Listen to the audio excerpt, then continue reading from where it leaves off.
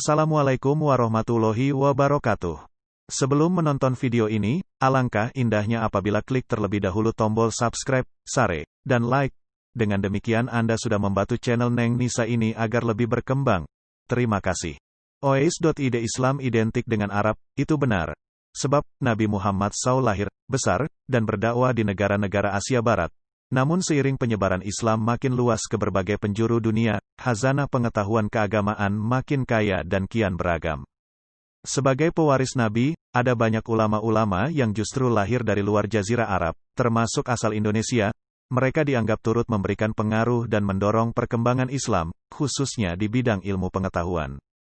Inilah 5 ulama asal Indonesia yang hingga kini nama dan karyanya sangat dikenal di berbagai belahan dunia. 1. Syekh Nawawi Al-Bantani. Bernama lengkap Abu Abdi Al-Mu'ti Muhammad bin Umar Al-Tanara Al-Jawi Al-Bantani.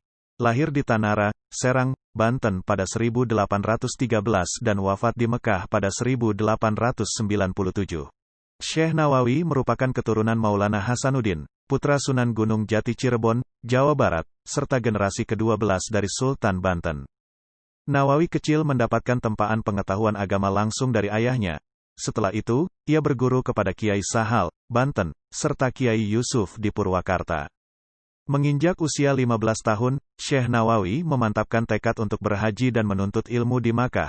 Tulis Samsul Munir Amin dalam Karomah Para Kiai, 2008.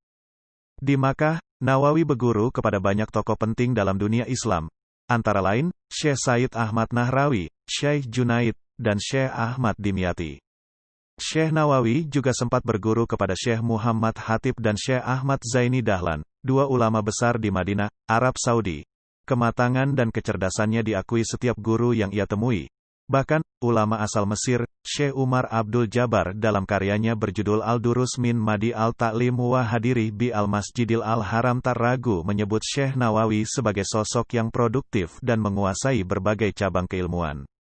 Hingga akhir hayatnya, Syekh Nawawi berhasil menulis ratusan judul kitab yang menjadi rujukan ulama-ulama di Jazirah Arab dan Asia Tenggara.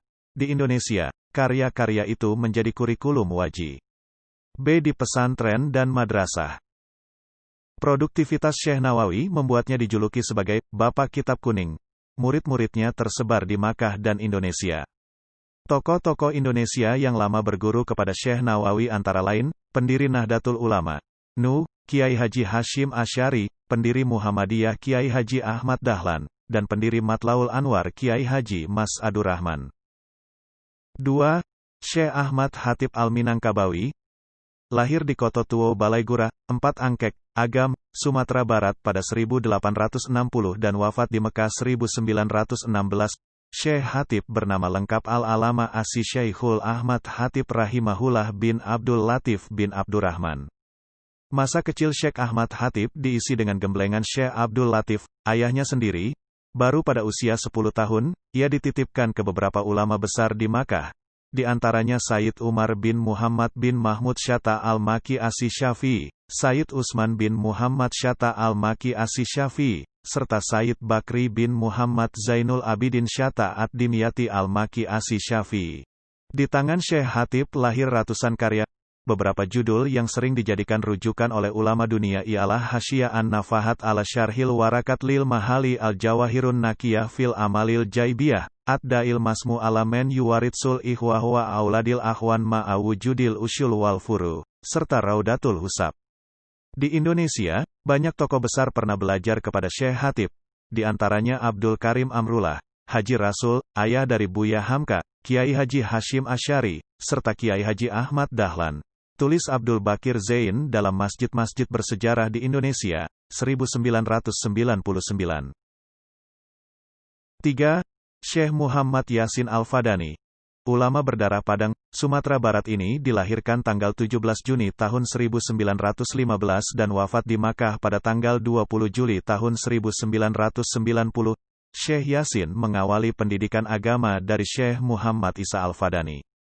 Lepas menimba ilmu dari ayahnya sendiri, Syekh Yasin melanjutkan ke Madrasah Es-Sautiyah, Makkah.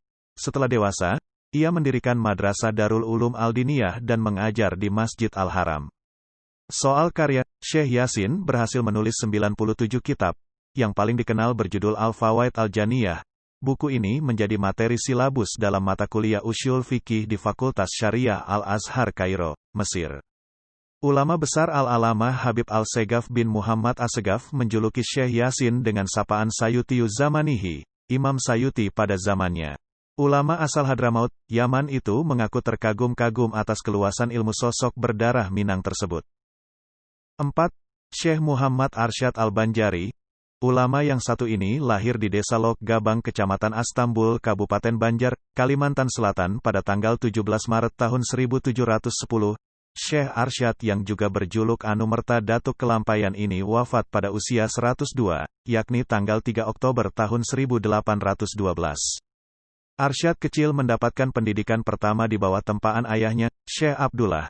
Jelang remaja, ia pergi ke Makkah dan bertemu dengan ulama masyhur sekelas Syekh Atailah bin Ahmad Al-Misri, Al-Faqih Syekh Muhammad bin Sulaiman Al-Kurdi, dan Al-Arif Billah Syekh Muhammad bin Abdul Karim Al-Saman Al-Hasani Al-Madani.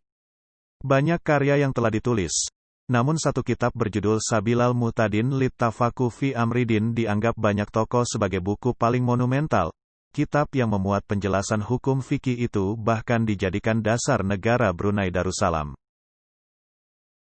5. Syekh Sulaiman Ar-Rasuli Al-Minangkabawi. Syekh Sulaiman lahir di Kandung, Sumatera Barat pada 1871 dan wafat pada tanggal 1 Agustus tahun 1970. Menempuh pendidikan agama di Makkah bersama Kiai Haji Hashim Asy'ari, Syekh Hasan Maksum, Syekh Hatib, Syekh Zain Simabur, dan lainnya. Syekh Sulaiman juga berguru ke ulama Kelantan dan Patani, Thailand. Ia menimba pengetahuan dari Syekh Wan Ali Abdur Rahman Al-Kalantani, Syekh Muhammad Ismail Al-Fatani dan Syekh Ahmad Muhammad Zain Al-Fatani. Karya Syekh Sulaiman banyak menjadi sumber inspirasi bagi ulama di Asia Tenggara dan Jazirah Arab. Beberapa judul yang dikenal antara lain Diyaus Siraj fil Isra wal Miraj, Samaratul Ihsan fi Wiladah Sayyidil Insan, Dawal Qulub fi Kisyah Yusuf wa Yakub, Risa'a al-Aqwal al-Wasito fi Zikri Warobithah, Al-Kaulul Bayan fi Tafsiril Quran, serta Al-Jawahirul Kalamiyah. Sekembalinya ke Indonesia pada 1950, Syekh Sulaiman turut serta dalam keanggotaan konstituante mewakili Persatuan Tarbiyah Indonesia, PERTI. Ia tercatat memiliki kedekatan dengan Presiden Soekarno serta beberapa tokoh lain dari Malaysia dan Asia Tenggara.